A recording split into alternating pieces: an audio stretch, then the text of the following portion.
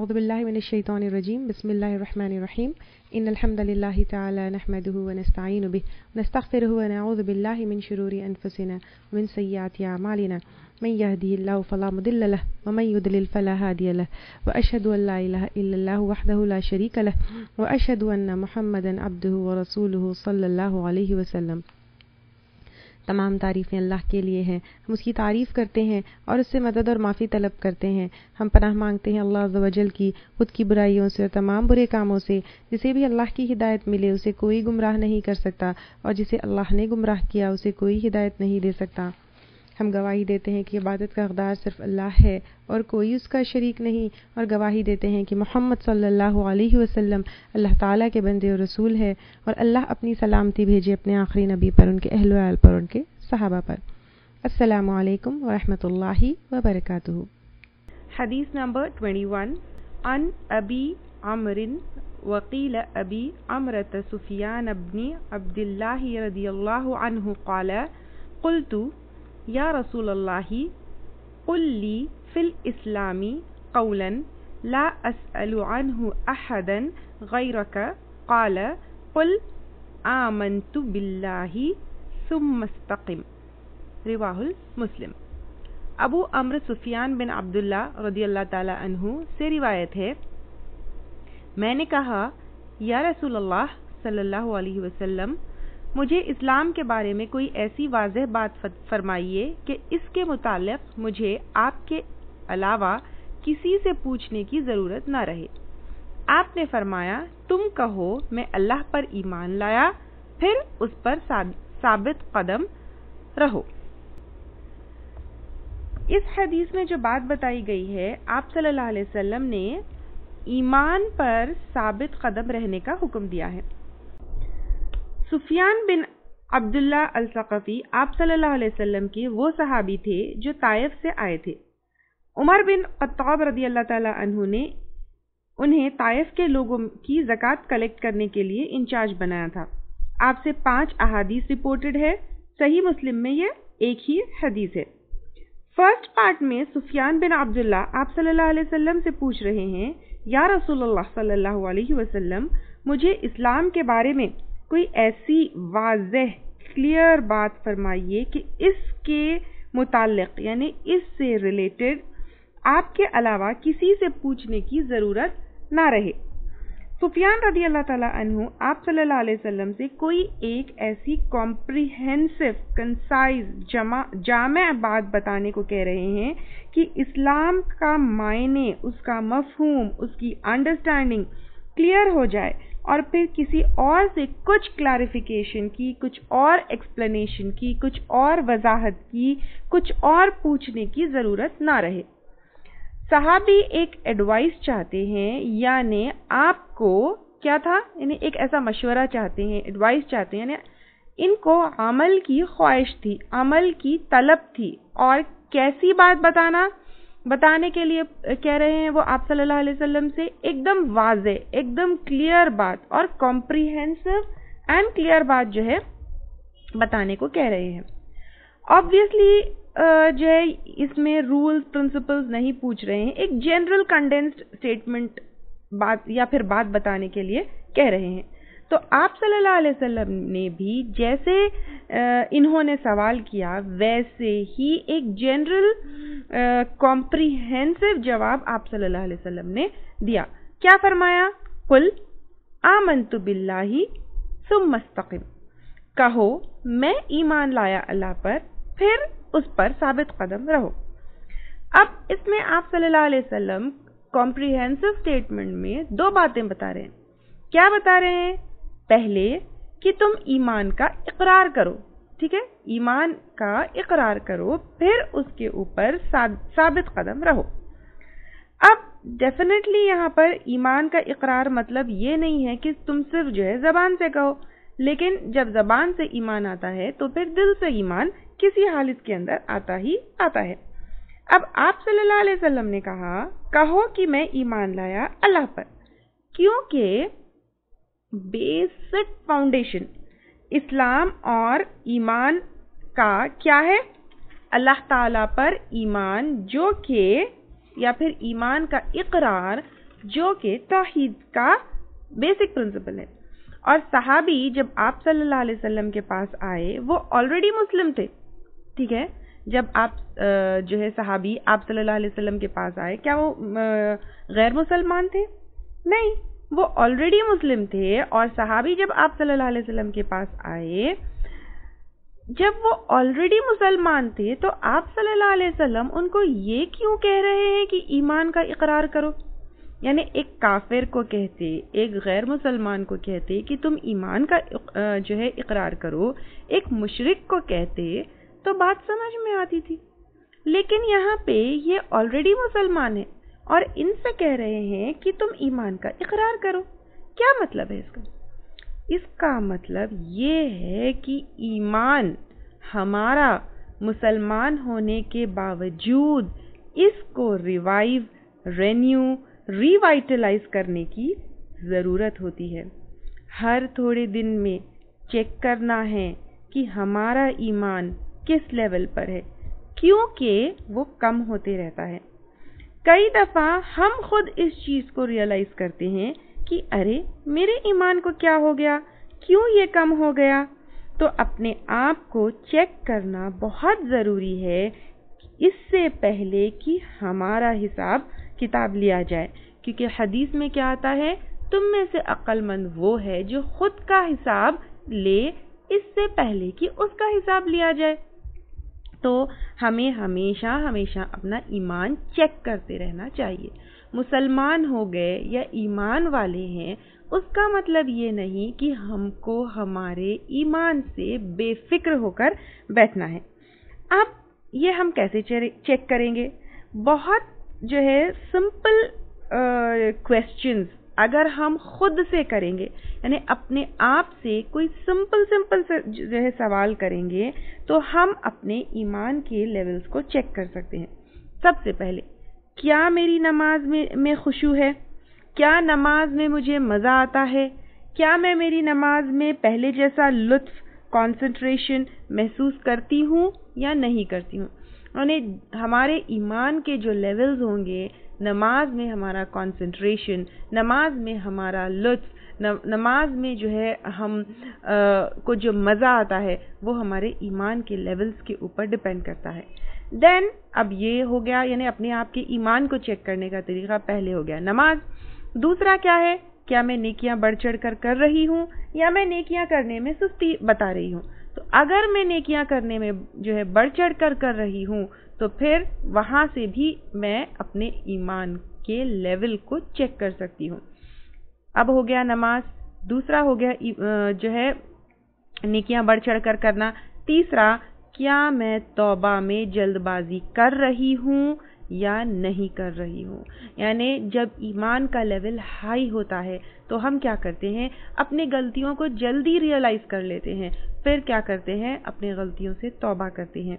उसके बाद आप सल्लल्लाहु अलैहि वसल्लम ने फरमाया, ईमान के इकरार के बाद क्या करो, साबित कदम रहो, यानी इस्तिकामत के लिए आप सल्लल्लाहु अलैहि वसल्लम ने कहा। ईमान हम जब लेकर आते हैं तो इंसान को बहुत सारे तकलीफ़ों का सामना करना पड़ता है। तो अब यहाँ पर कहा जा रहा है, इनसे डरो मत, लेकिन बर्दाश्त करो और साबित कदम रहो, क्योंकि सूरतुल अहकाफ आयत नंबर 13 to 14 में फरमाया गया है, इन्नल्लज़ीना क़ालू, बेशक वो लोग जो कहते हैं, रब्बुनल्लाह, रब हमारा अल्लाह ताला है, सुम्मा इस्तक़ामू, फिर उन्होंने इस्तक़ामत इख्तियार की, फ़ला खौफ़ुन अलैहिम वला हुम यहज़नून, तो नहीं कोई खौफ उनके ऊपर और ना वो गमगीन होंगे। उलाइका अस्हाबुल जन्नती, यही लोग साथी है जन्नत के, खालिदीन फ़ीहा, हमेशा रहने वाले हैं इसमें, जज़ाअम बिमा कानू यामलून, ये बदला है बवजह उसके जो वो अमल करते थे। तो क्या पता चलता है इससे कि कबूलियत ईमान के बाद इस्तिकामत बहुत बहुत ज़रूरी है और बहुत बहुत इम्पॉर्टेंट है। एंड इन फैक्ट ये पूरे दीन की रूह है, सोल है, और इस्तिकामत नहीं है تو انسان سیدھے راستے سے کبھی بھی بھٹک سکتا ہے۔ استقامت کیا چیز ہے؟ یعنی اب استقامت تو جو ہے ہم نے سنا، استقامت کیا چیز ہے؟ استقامت کسی بھی کام کو جب ہم کرتے ہیں تو صرف کرنا نہیں ہے، اس کو کیسے کرنا ہے؟ اس کو کنٹینیوسلی کرنے کے لیے اسٹرگل کرنا پڑتا ہے، جد و جہد کرنا پڑتا ہے، اس کو پوری توجہ کے ساتھ اور کنسنٹریشن کے ساتھ کرنا پڑتا ہے، اور اس میں بزی اور مشغول رہنا پڑتا ہے۔ اسے کہتے ہیں قائم رہنا یا استقامت۔ استقامت کیا چیز ہے؟ کسی کام کو جب ہم کرتے ہیں تو اسے کرنا ہے۔ کیسے کرنا ہے؟ کنٹینیوسلی کرنے کے لیے اس کو ہمیں اسٹرگل کرنا پڑتا ہے، جد و جہد کرنا پڑتا ہے، اس کو پوری توجہ سے کرنا پڑتا ہے۔ تو کوئی کام کو کنٹینیوسلی کرنے کے لیے جو اسٹرگل کرنا پڑتا ہے، جو جد و جہد کرنا پڑتا ہے اور کنسنٹریشن کے ساتھ کرنا پڑتا ہے، اس میں بزی اور مشغول رہنا پڑتا ہے، اسے کہتے ہیں قائم رہنا یا استقامت کے ساتھ رہنا۔ ٹھیک ہے؟ تو اس حدیث میں آپ صلی اللہ علیہ وسلم کہہ رہے ہیں کہ تم پہلے اپنے ایمان کا اقرار کرو، پھر اس کے اوپر ثابت قدم رہو۔ اب استقامت اور ثابت قدم رہنا یہ کیا چیز ہے، یہ ہم لے رہے تھے۔ ٹھیک ہے؟ استقامت اور ثابت قدم رہنا یہ کسی بھی کام کو جب ہم کرتے ہیں تو اس کو کنٹینیوسلی کرنے کے لیے جو اسٹرگل کرنا پڑتا ہے، جو جد و جہد کرنا پڑتا ہے، اس کو پوری توجہ کے ساتھ، پورے کنسنٹریشن کے ساتھ کرنا پڑتا ہے، اس میں بزی اور مشغول رہنا پڑتا ہے، اسے استقامت کہتے ہیں۔ یعنی کوئی کام کو کنسنٹریشن سے کرنا، کوئی کام میں بزی رہنا، کوئی کام کو کنٹینیوسلی کرنا، اسے استقامت کہتے ہیں۔ اب دین میں استقامت کیسے ہوگی؟ اسے اللہ تعالیٰ نے سورہ ہود آیت نمبر 112 میں فرمایا ہے، فَاسْتَقِمْ كَمَا أُمِرْتَ، ثابت قدم رہو جیسے حکم دیا گیا ہے، إِنَّهُ بِمَا تَعْمَلُونَ بَصِيرٌ، تو بے شک وہ ساتھ تمہارے عمل کو دیکھنے والا ہے۔ اور وَمَن تَابَ مَعَكَ وَلَا تَطْغَوْا، اور جو کوئی توبہ کرے آپ کے ساتھ اور نہ حد سے بڑھے۔ یعنی اب یہاں پر استقامت کیسے ہوگی؟ استقامت دین میں یعنی مشکل آئے گی، جب ایمان کا اقرار کرو گے تو دین میں مشکل آئے گی، پریشانیاں آئے گی، تو ڈرو مت۔ کیا کرو؟ توبہ کرو کنٹینیوسلی، حد سے مت بڑھو۔ حد سے اگر تم بڑھو گے، یعنی اللہ تعالیٰ نے جو حدود بتائے ہیں، اللہ تعالیٰ نے جو ڈونٹس بتائے ہیں، اگر تم اس کو کراس کرو گے تو پھر تم کیا ہو جاؤ گے؟ آؤٹ آف ٹریک ہو جاؤ گے، کیونکہ جو بھی ہم کرتے ہیں اس کو اللہ تعالیٰ دیکھتے ہیں۔ سورۃ الشعراء میں بھی اللہ تعالیٰ فرماتے ہیں فَلِذَلِكَ فَادْعُ وَاسْتَقِمْ كَمَا أُمِرْتَ، پس آپ لوگوں کو اس کی طرف بلائیے، یعنی آپ صلی اللہ علیہ وسلم سے کہہ رہے ہیں کہ دین کی طرف لوگوں کو بلائیے، اور اس میں یعنی اس کی طرف بلانے میں استقامت رکھیے جیسا آپ کو حکم دیا ہے، وَلَا تَتَّبِعْ أَهْوَاءَهُمْ، اور نہ آپ پیروی کیجئے ان کے خواہشات کی۔ اب دین میں استقامت ضروری ہے کیونکہ مشکل آئے گی، تو ہمیں کیا کرنا ہے؟ جو اللہ تعالیٰ نے، کیونکہ دو جگہ آ گیا ہے کہ تم جو ہے وہ کرو جو تم کو حکم دیا گیا ہے، تو ہمیں کیا کرنا ہے؟ نمبر 1، اللہ تعالیٰ نے جو کہا ہے بس وہ حکم کے اوپر یس کہتے ہوئے جیسا اللہ نے حکم دیا ہے اس کے اوپر عمل کرنا ہے۔ دین یہاں پر یہ بھی کہا گیا ہے سورۃ الشعراء میں وَلَا تَتَّبِعْ أَهْوَاءَهُمْ، اور نہ آپ ان کی خواہشات کی پیروی کریے، یعنی غیر مسلمان کی خواہشات کی پیروی نہیں کرنا ہے۔ اگر ہم آپ صلی اللہ علیہ وسلم کی زندگی دیکھیں گے، پوری سیرت النبی دیکھیں گے، تو آپ صلی اللہ علیہ وسلم کو کتنے پریشانیاں آئی ہے۔ سوچ کے دل ہل جاتا ہے کہ آپ صلی اللہ علیہ وسلم اتنے بڑے نبی، اللہ تعالیٰ کے پیارے نبی، اس کے باوجود آپ کی زندگی میں بے انتہا پریشانیاں آئیں، لیکن اللہ کے حکم کو آپ جو ہے ہمیشہ مانتے رہیں اور اللہ تعالیٰ کے احکامات کے اوپر ثابت قدم رہے۔ کس لیے؟ اللہ تعالیٰ کی رضامندی کے لیے۔ اور صرف آپ صلی اللہ علیہ وسلم نہیں بلکہ صحابہ اکرام کے ساتھ کیا کیا ہوا، کتنا پریشان کیے ان کو، لیکن صحابہ اکرام بھی کیا کیے، ہمیشہ استقامت کے ساتھ رہے۔ اور ان کا جرم کیا تھا؟ یعنی آپ صلی اللہ علیہ وسلم کا، صحابہ اکرام کی کیا غلطی تھی، کیا جرم تھا جو لوگوں نے ان کو اتنا پریشان کیا؟ صرف اور صرف ایمان لے کر آئے، ایمان کا اقرار کیے۔ تو یہاں سے پتہ چلتا ہے، یعنی دیکھنے میں یا سننے میں یہ حدیث بہت سمپل ہے کہ ایمان کا اقرار کرو، ثابت قدم رہو، لیکن ایمان کے اقرار کے بعد تکلیفیں آئیں گی، اس وجہ سے یہاں پر ثابت قدم رہنے کو کہا گیا ہے۔ بلال رضی اللہ تعالیٰ عنہ جو امیہ کے غلام تھے، گلے میں رسی ڈال کر گھسیٹتے، سینے پہ پتھر رکھتے اور صرف یہ کہتے کہ آپ صلی اللہ علیہ وسلم کا ساتھ اور ایمان کو چھوڑ دو، لیکن ان سب کے باوجود بلال رضی اللہ تعالیٰ عنہ کیا کہتے رہے؟ بلال رضی اللہ تعالیٰ عنہ احد ہی کہتے رہے۔ ایک بار خباب رضی اللہ تعالیٰ عنہ اور کچھ صحابہ اکرام آپ صلی اللہ علیہ وسلم کے پاس آئے اور انہوں نے کفار کے ظلم کے بارے میں کمپلین کیا اور کہا کہ ہمارے لیے دعا کرے، تو آپ صلی اللہ علیہ وسلم نے کہا تم میں سے پہلی امتوں میں ایسے لوگ بھی تھے جنہیں ایمان قبول کرنے کی وجہ سے چیر کر 2 ٹکڑے کر دیے گئے اور لوہے کی کنگھیوں سے ان کا گوشت نوچا گیا، اس کے باوجود وہ لوگ دین پر پختہ رہے، کیا تم ابھی سے گھبرا گئے؟ یہ بخاری کی روایت ہے۔ یہ کون کس کو کہہ رہا ہے؟ یہ بات آپ صلی اللہ علیہ وسلم صحابہ اکرام کو کہہ رہے ہیں کہ کیا تم ابھی سے گھبرا گئے؟ یعنی صحابہ اکرام نے کتنا برداشت کیا، صحابہ اکرام کتنے ثابت قدم رہے، کتنے پریشانیاں جو ہیں ان کے لیے آئے، لیکن آپ صلی اللہ علیہ وسلم نے کہا پچھلی قوموں کو تو اور بھی زیادہ پریشانیاں آئی تھی، اب آپ سوچئے کیا اتنا ہم برداشت کر سکتے ہیں؟ کیا ہمارے پاس اتنی طاقت، اتنی قوت اور اتنی برداشت ہے؟ نہیں ہے۔ اتنی تکلیف ہو تو بھی استقامت رکھنی ہے، یعنی یہاں پر آپ صلی اللہ علیہ وسلم کہہ رہے ہیں کہ اتنی تکلیف ہو تب بھی قائم رہنا ہے، تب بھی استقامت رہنا ہے۔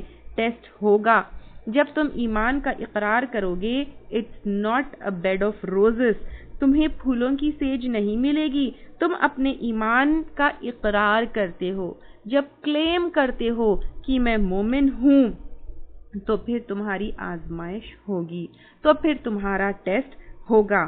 جیسے سورۃ البقرہ آیت نمبر 214 میں بھی آتا ہے، ام حسبتم، کیا تم سمجھتے ہو، ان تدخلوا الجنت، کہ تم داخل ہو جاؤ گے جنت میں، ولما یأتکم مثل الذین خلوا من قبلکم، حالانکہ آئی نہیں تمہارے پاس جو مثال ان لوگوں کی جو تم سے پہلے تھے، مستہم البأساء والضراء وزلزلوا، پہنچی ان کو تکلیف اور پریشانی، یہاں تک کہ یقول الرسول والذین، کہہ اٹھے رسول اور وہ لوگ، والذین آمنوا، وہ لوگ جو ایمان لائے، معہ اس کے ساتھ، متی نصر اللہ، کب آئے گی اللہ تعالیٰ کی مدد، الا ان نصر اللہ قریب، بے شک اللہ تعالیٰ کی یا پھر خبردار اللہ تعالیٰ کی مدد بہت ہی قریب ہے۔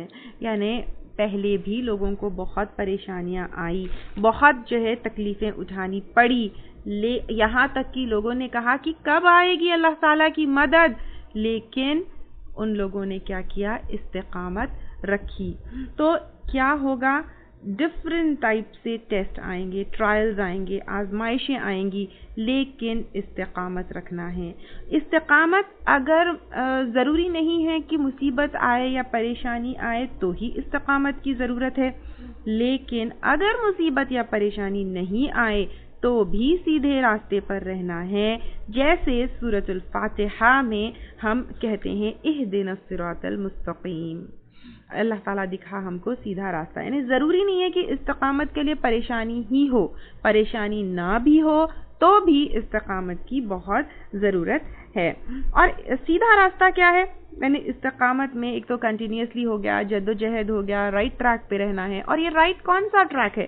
وہ ٹریک جو اللہ تعالیٰ نے بتایا، وہ راستہ جو قرآن اور سنت کے ذریعے ہمیں ملتا ہے، اس کے علاوہ نہ رائٹ نہ لیفٹ، اونلی وہ راستہ جو قرآن اور سنت میں جو ہے ہمیں دکھتا ہے۔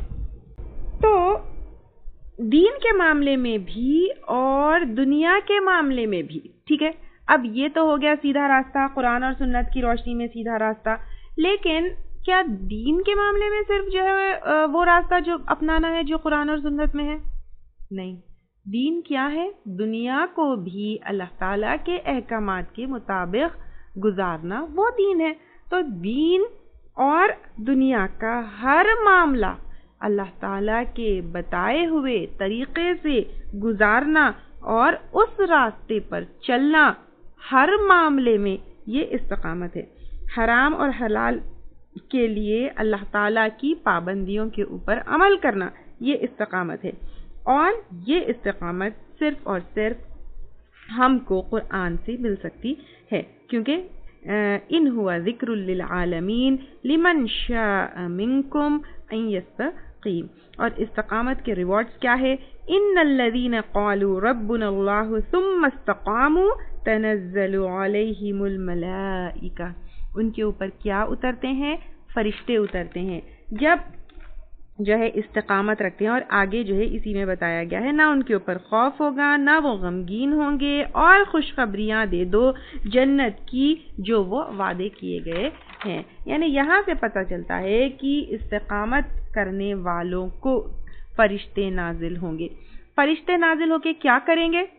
مدد کریں گے، سپورٹ کریں گے دنیا اور آخرت کے لیے، کیونکہ استقامت ایک مشکل چیز ہے۔ استقامت میں جو ہے یعنی جب پریشانی آتی ہے تب بھی جو ہے انسان ہلتا نہیں ہے، پریشان نہیں ہوتا ہے، تو فرشتے آتے ہیں، کس لیے؟ مدد کے لیے جو ہے آتے ہیں، ٹھیک ہے۔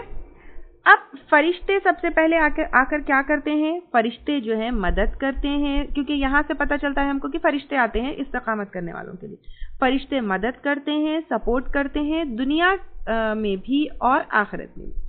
فرشتے موت کے وقت خوشخبری دیں گے، تکلیف کے وقت مدد کریں گے۔ پھر اس کے بعد اسی سے ہم کو کیا پتہ چلتا ہے کہ آگے جو آیت کے حصے میں بتایا گیا ہے، جنت ہوگی جس میں وہ جو چاہیں گے، یعنی استقامت کرنے والے انسان جنت میں جو چاہیں گے ان کو وہ ملے گا، اور جنت میں ہمیشہ ہمیشہ رہنے والے ہوں گے، اور اللہ تعالیٰ ان سے راضی ہو جائیں گے۔ تو ایمان کے بعد استقامت کی بات آئی ہے، اور یہ استقامت صرف تب آ سکتی ہے، یعنی اب آپ دیکھیے کہ آپ صلی اللہ علیہ وسلم نے کہا ایسے مارے گئے کہ لوہے کی کنگیاں چلائی گئی اور جو ہے اتنے پریشانیاں اٹھائے، تو پھر ان سب کے باوجود استقامت کہاں سے آتی ہے؟ یہ صرف تب آ سکتی ہے جب ایمان سچا ہو، جب انسان توحید پر ہو، جب دل انسان کا توحید پر ہوتا ہے، اللہ کے ڈر اور تقوی اس کے دل میں ہوتا ہے، تب یہ استقامت انسان کے اندر آتی ہے۔ ورنہ تھوڑی سی تکلیف اگر ہوتی ہے تو پھر انسان کیا ہوتا ہے؟ الٹے پاؤں بھاگ جاتا ہے۔ تو صحابہ اکرام کا اور آپ صلی اللہ علیہ وسلم کا اگزامپل لیجئے، اور یہ آیتوں سے قرآن کی کیا پتہ چلتا ہے کہ وہ اتنی استقامت جو ہے کیسے آئے گی؟ جب ایمان کے لیولز جو ہے بہت ہائی ہوں گے، اور یہ تب پاسبل ہوگا، انہیں ایمان کے لیولز جو ہے ان کو کیسے مینٹین، یہ ایمان کے جو لیولز ہے وہ استقامت کو کیا کریں گے؟ مینٹین کریں گے، اور یہ جب پاسبل ہوگا جب ہم، ٹھیک ہے، یہ ایمان کا لیول جو ہے جب وہ بہت ہائی ہوگا تب استقامت ہوگی۔ اور ایمان کا لیول ہائی ہم کیسے رکھ سکتے ہیں؟ ایمان کے لیول کو ہائی رکھنے کے لیے، یا پھر ایمان کا لیول اتنا ہائی ہو کہ ہم استقامت رکھیں، یہ تب پاسبل ہے جب ہم اپنی ہر خواہش، اپنی ہر ڈیزائر سے اوپر اللہ تعالیٰ کو، اللہ تعالیٰ کے احکامات کو، اللہ تعالیٰ کی رضامندی کو رکھیں۔ پھر شریعت کے حدود میں ڈوز اینڈ ڈونٹس کو چیک کرتے ہوئے عمل کرے، تبھی یہ استقامت ہو سکتی ہے۔ چھوٹی سی بات ہے استقامت، یعنی دیکھنے میں حدیث لگ رہا ہے تم کہو اللہ پر ایمان لاؤ پھر ثابت قدم رہو، انہیں دیکھنے میں بہت چھوٹی سی بات ہے، لیکن یہ اتنا آسان نہیں ہے۔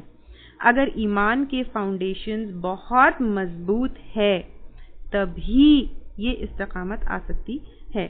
بے شک کمپلیٹ استقامت جو ہے شاید امپاسبل ہے، ہم انسان ہیں، ہمارے اندر کمزوریاں ہیں، ایمان کے لیولز جو ہے اوپر نیچے ہوتے ہیں۔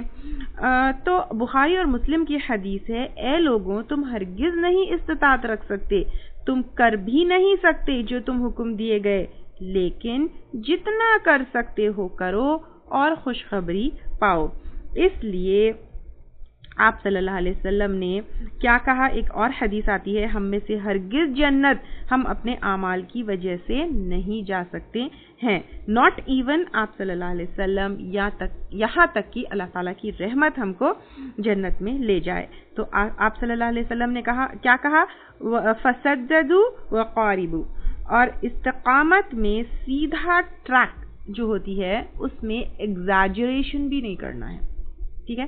ایک تو یہ ہو گیا استقامت ہے، استقامت کب ہوگی، یعنی استقامت سیدھے ٹریک پر رہنا ہے۔ تو استقامت میں کیا ہے، سب سے پہلے رائٹ ٹریک پر رہنا ہے، اینڈ یہ ہائی لیول آف ایمان کی اگر ہے تبھی جو ہے پاسبل ہے۔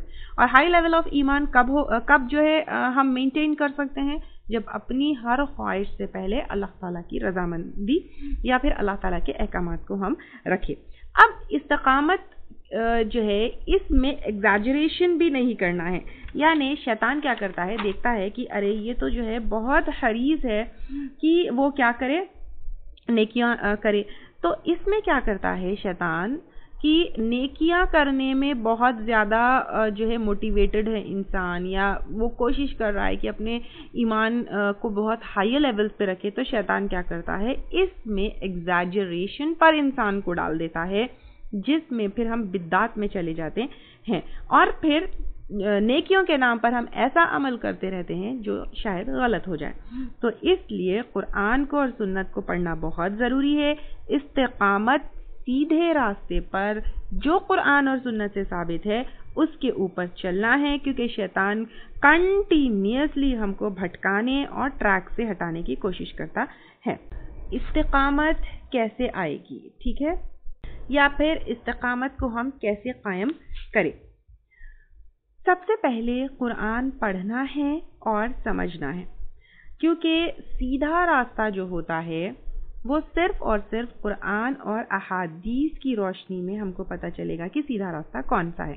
تو قرآن پڑھنا ہے، سمجھنا ہے، غور و فکر کرنا ہے، اور صرف ریڈنگ نہیں، ٹھیک ہے، یعنی یوزولی عام لوگ کیا کرتے ہیں کہ صرف رمضان میں ایک دفعہ ریڈ کر لیے اور اس کو رکھ دیے، تو رمضان میں ایک دفعہ ریڈ کرنے سے استقامت نہیں آتی ہے۔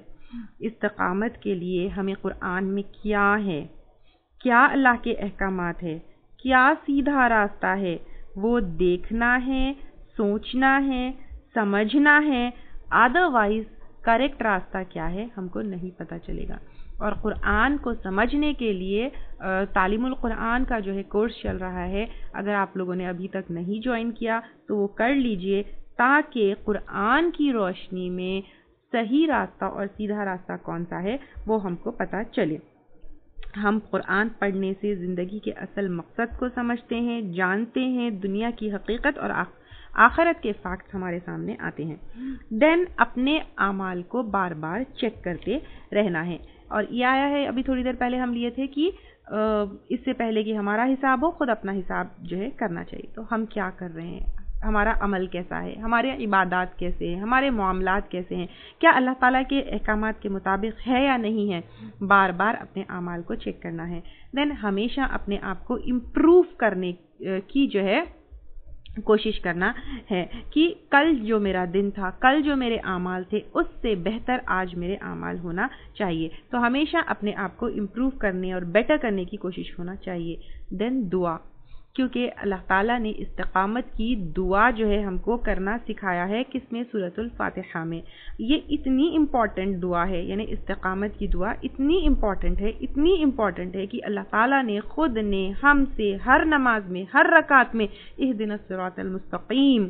تو جب ہم اہدنا الصراط المستقیم ہر نماز میں، ہر رکعت میں جو ہے پڑھتے ہیں تو دل سے پڑھنا ہے، فیل کر کے پڑھنا ہے، تڑپ کر اللہ تعالیٰ سے استقامت کی دعا کرنا ہے. اہدنا الصراط المستقیم فار جو ہے سیئنگ سیک یا ریسائٹنگ سیک نہیں جو ہے کہنا ہے، بلکہ دل سے اللہ تعالیٰ سے دعا کرنا ہے، اللہ تعالیٰ مجھے سیدھے راستہ دکھائیے. پھر دین کا صحیح علم حاصل کرنا ہے.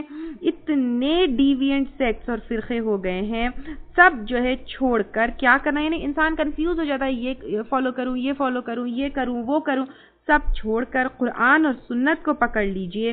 جو بھی علم آ رہا ہے اس کا سورس قرآن اور سنت ہے یا نہیں ہے یہ چیک کرتے رہیے، تبھی ہم سیدھے راستے پر رہیں گے. ادروائز سیدھے راستے سے فوری سلپ ہونے کے چانسز ہے. دین پچھلے انبیاء کا کیا طریقہ رہا؟ شیطان نے ہمیشہ انبیاء اکرام کو اپنے مشن سے، اپنے مقصد سے ہٹانے کی کوشش کی، لیکن وہ ثابت قدم رہے. ابراہیم علیہ السلام کا اگزامپل دیکھیے، جب وہ بیٹے کو ذبح کرنے جا رہے تھے، کیسے کیسے شیطان آ کے ان کو جو ہے کیا کرنے لگا، یہاں سے وہاں سے جو ہے بھٹکانے کی کوشش کرا. موسیٰ علیہ السلام کا اگزامپل، اور ہر انبیاء یا ہر نبی کا جو ہے پچھلے انبیاء اکرام کے اگزامپلس کو اپنے سامنے رکھتے ہوئے استقامت جو ہے کیا کرنا چاہیے کے لیے ان کے اگزامپلز لینا چاہیے. تو ان کے اگزامپلز کو لیتے ہوئے، ان کے طریقوں کو اپناتے ہوئے، بیماری میں ایوب علیہ السلام کیسے ثابت قدم رہے، مال اور بادشاہت ملنے کے بعد سلیمان علیہ السلام کیسے جو ہے اور داؤد علیہ السلام کیسے استقامت پہ رہے، ابراہیم علیہ السلام بیٹے کو ذبح کرنے کا حکم ہوا تو کیسے استقامت پر رہے، نوح علیہ السلام کے بیٹے کشتی میں سوار نہیں ہوئے تب بھی استقامت پر رہے. یہ اگزامپلس کو جو ہے اپنے سامنے رکھتے ہوئے استقامت جو ہے کے اوپر یا پھر استقامت اپنانی چاہیے. اچھے لوگوں کے ساتھ رہنا چاہیے، جو متقی ہے، پریکٹسنگ مسلمز ہے، وہ مدد کریں گے ہماری، اور ہمارے لیے ایسے لوگوں کا ساتھ رہے گا تو سیدھے راستے پر چلنا ایزی رہے گا. کیونکہ ایک اور حدیث میں آتا ہے کہ تم جماعت میں رہو، کیونکہ جو اکیلا بکرا یا مینڈا ہوتا ہے اسے بھیڑیا کھا جاتا ہے. یعنی ہم اگر اکیلے رہتے ہیں تو ہمارے اوپر دشمنوں کا اٹیک ہوتا ہے. تو ہمیشہ گروپس میں رہو، اچھے لوگوں کے ساتھ رہو. اچھے لوگوں کے ساتھ رہیں گے تو دوسروں کا خوف بھی نہیں ہوگا، اور کیونکہ دیکھیں جب ہم مل کر رہتے ہیں، ایک گروپ میں رہتے ہیں تو پھر ایک دوسرے کا سپورٹ ملتا ہے. دوسرے جو ہے لوگ، دشمن جو ہے وہ ہم سے ڈرے ہوئے بھی رہتے ہیں. اور پھر جیسے ابھی حدیث میں اکیلے ہو گئے تو اکیلا بکرا جو ہوتا ہے اس کو بھیڑیا کھا جاتا ہے. تو اس طرح جو ہے مل کر اچھے لوگوں کے ساتھ رہنا ہے جو ہم کو ہیلپ کرے استقامت کے لیے. دین آخرت کو ہمیشہ یاد کرتے رہنا چاہیے، اور ہر عمل سے پہلے آخرت کے دن کو ذہن میں رکھنا ہے، اور اس دن کے حساب کو ذہن میں رکھتے ہوئے عمل کرنا ہے کہ میرا عمل صحیح ہے یا غلط ہے آخرت کے اعتبار سے، میرے عمل کی ویلیو کیا ہے آخرت کے اعتبار سے، میرے عمل کا کیا وزن ہوگا آخرت کے اعتبار سے. یہ جو ہے ہمیشہ یاد کرنا ہے. دین موت کو یاد کرنا ہے کہ دنیا ٹیمپریری ہے، دنیا فانی ہے، دنیا آخرت کے مقابلے میں کچھ بھی نہیں ہے. یہ ہمیشہ جو ہے یاد رکھیں گے تو ہی استقامت آ سکتی ہے. اور جو چیزیں ہمارے اور ہماری فیملی کے اوپر امیڈیٹ جو ہے اثر چھوڑتی ہے، جیسے یا پھر ہمارے سوچ کے اوپر اثر کرتی ہے، ہمارے بیہیویئر کو اثر کرتی ہے، یہ ساری چیزوں کو بہت ہی سمجھداری اور حکمت سے سلیکٹ کرنا ہے.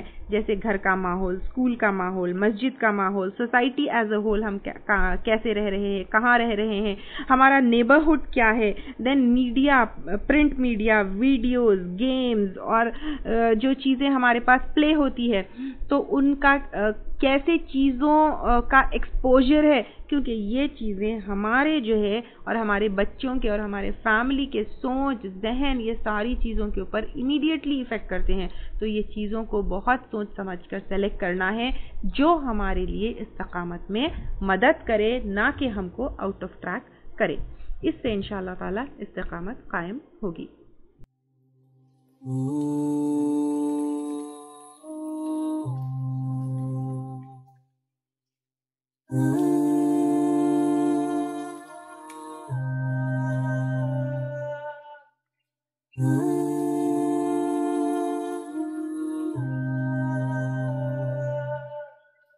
Ah